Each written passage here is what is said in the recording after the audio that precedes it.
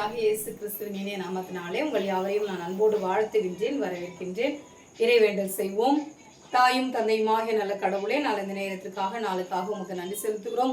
திருப்பாடல் 36 குறித்து நாங்கள் சிந்திக்க இருக்கின்றோம். ஆண்டவரே, இந்த திருப்பாடலிலே நல்லோர் தீயோர் அவருடைய உள்ளத்தின் இருதயத்தின் ஆண்டவரே சிந்தனைகளை எங்களுக்கு அறிமுகப்படுத்தியிருக்கிறீர். அதுக்காக நன்றி செலுத்துகிறோம். எங்களுடைய இருதயத்தை நாங்கள் தூய்மைப்படுத்திக் கொள்ள எங்களுக்கு கிருபை செய்திடும். இவை அனைத்தும் எங்கள் மீட்பர் இரட்சகருமாகிய இயேசு கிறிஸ்துவின் மூலம் வேண்டிக் கொள்கிறோம் எங்கள் அன்பின் கடவுளே, ஆமென். ஆண்டவராகிய இயேசு கிறிஸ்துவின் இனிய நாமத்தினாலே மீண்டும் ஒரு முறை உங்களை அன்போடு வாழ்த்துகின்றேன், வரவேற்கின்றேன். இந்த திருப்பாடல்கள் 36 இதனுடைய தலைப்பு கெட்ட மனிதரும் நல்ல கடவுளும் என்று சொல்லப்பட்டிருக்கிறது. கெட்ட மனிதரும் நல்ல கடவுளும். இதில் 12 திருமொழிகள் அடங்கி இருக்கிறது. இதனை 3 பிரிவுகளாக பிரிக்கின்றார்கள். 1 முதல் 4 வரை உள்ள திருமொழிகளில் தீயோரின் நினைவு, சொல், செயல் எல்லாமே தீமையை நோக்கியே இருக்கிறது என்றும், 5 முதல் 9 வரை உள்ள திருமொழிகள் இறைவரின் பேரன்பும் மகிழ்வும் வாழ்வும் அளிக்கின்றது என்றும், 10 முதல் 12 வரை உள்ள திருமொழிகள் இறைவன் தொடர்ந்து பேரன்பை காட்டுவாராக என்று இந்த திருமொழிகள் நிறைவுபடுகிறது.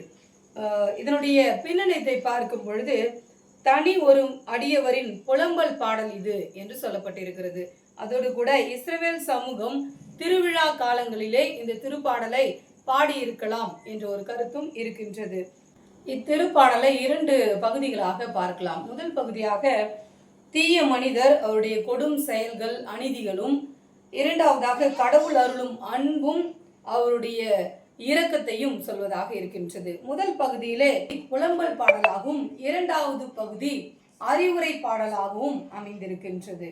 இதனுடைய பொருள் விளக்கத்தை பார்க்கும் பொழுது பொல்லாரின் உள்ளத்தில் என்று சொல்லப்பட்டிருக்கிறது. இது நல்லோரின் உள்ளத்தில் கடவுளின் குரல் ஒலித்து கொண்டிருக்கிறது என்றும், தீயோரின் உள்ளத்தில் தீமையின் குரல் ஒலித்து கொண்டிருக்கிறது என்றும் சொல்லப்படுகிறது.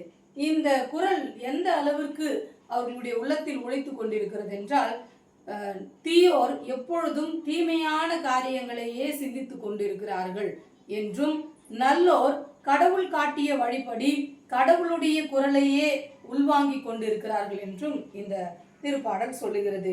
1 முதல் 4 வரை உள்ள திருமொழிகளில் தீயோரின் பண்புகள் பற்றி சொல்லப்படுகிறது. அவருடைய பண்புகள் என்று பார்க்கும்பொழுது அவருடைய இருதயத்தில் பாவம் ஏற்படுகிறது. இரண்டாவதாக அவருடைய உதடுகளில் பாவம் ஏற்படுகிறது. மூன்றாவதாக அவர்களுடைய செயல்களில் பாவம் ஏற்படுது. இப்படி தீயோர் தங்களுடைய இருதயம், சொல், செயல் எல்லாவற்றிலுமே பாவத்தை கூட்டிக் கொண்டே செல்லுகிறார்கள் என்று இந்த திருப்பாடல் சொல்லப்படுகிறது. அவருடைய நினைவுகள், அவருடைய சொல், அவருடைய செயல்கள் எல்லாமே பாவத்தை உள்ளடக்கியதாக அவர்கள் தங்களுடைய வாழ்நாளை நடத்தி கொண்டிருக்கிறார்கள் என்று சொல்லப்பட்டிருக்கிறது. திருப்பாடல்கள் 17, 3, 4 திருமொழிகளிலும் இந்த பாவத்தினுடைய வலுவை பற்றி சொல்லப்பட்டிருக்கிறது. 4வது திருமொழியை நான் வாசிக்கின்றேன். அவன் தன் படுக்கையின் மேல் அக்கிரமத்தை யோசித்து நல்லதல்லாத வழியிலே நினைத்து பொல்லாப்பை வெறுக்காதிருக்கிறான் என்று சொல்லப்பட்டிருக்கிறது. இது படுக்கையில் தூங்கும் பொழுதும் இரவில் கூட எல்லா நேரத்திலும் 24 மணி நேரமும் தீமையான சிந்தனைகளையே தன்னுடைய சிந்தையிலும் இருதயத்திலும் சொல்லிலும் செயலிலும் செய்து கொண்டிருக்கிறார் என்பதை சுட்டுவதாக இத்திருமொழி அமைந்திருக்கிறது. 5வது திருமொழியிலே பார்க்கும் பொழுது வானளவு உயர்ந்துள்ளது, முகில்களை தொடுகிறது என்று ஒரு வார்த்தை இருக்கிறது. இது எதை குறிக்கிறது என்றால் கடவுளுடைய வாக்கை குறிக்கிறதாக இருக்கின்றது. கடவுளுடைய வாக்கு, அவருடைய உடன்படிக்கை உறவு எவ்வளவு நம்பிக்கையுடையதாக இருக்கிறது என்பதை காட்டுவதற்காக இது சொல்லப்பட்டிருக்கிறது. ஆண்டவருடைய வாக்கு மாறாத வாக்கு, ஆண்டவருடைய அன்பு உண்மையான அன்பு என்று சொல்லப்பட்டிருக்கிறது. கடவுளுடைய அன்பு மிக உயர்ந்த மலைகள் போல் இருக்கிறது, கடல் போல் ஆழமானவைகளாய் இருக்கின்றது என்று சொல்லுகிறார்கள். இதனுடைய விளக்கத்தை பார்க்கும் பொழுது கடவுளுடைய நீதி, நேர்மைக்கு அதனுடைய ஆழம், அகலம், உயரம், தாழ்வு இது எதையுமே நாம் கண்டுபிடிக்க முடியாத அளவுக்கு ஒரு நீண்டதாக இருக்கிறது என்பதை உடைய அளவு கடந்த அன்பை வெளிப்படுத்துவதாக இந்த வார்த்தைகள் சொல்லப்படுகிறது. 7வது திருமொழியிலே இறகுகளின் நிழலில் என்று ஒரு வார்த்தை வருகிறது. நான் 7வது திருமொழியை வாசிக்கின்றேன். தேவனே, உம்முடைய கிருபை எவ்வளவு அருமையானது! அதில் மனுபுத்திரர் உமது சேட்டைகளின் நிழலிலே வந்தடைகிறார்கள் என்று சொல்லப்பட்டிருக்கிறது. அந்த சேட்டைகளின் நிழலிலே நம்ம கோழிகளை பார்த்திருப்போம். கோழிகள் ஒரு ஆபத்து வருகிறது என்றால் தங்களுடைய கோழி குஞ்சுகளை தங்களுடைய இறக்கையிலே அணைத்து கொள்ளும். அதுபோல இந்த இடத்திலே கடவுள் எப்படி நமக்கு வருகிற துன்பத்தில் இருந்து நம்மை பாதுகாக்கிறார் என்பதை சொல்வதாக இது இருக்கின்றது. உம்முடைய இல்லத்தின் செழுமை என்று வருகிற 8வது திருமொழியிலே இல்லம் என்பது திருக்கோவிலை சொல்லுகின்றதாகவும் இஸ்ரவேல் மக்களை குறிப்பதாகவும் இருக்கிறது. அதோடு கடவுள் மீது, யாவே கடவுள் மீது நம்பிக்கை உடைய மக்களை சொல்லுகின்ற வார்த்தையாகவும் இருக்கின்றது.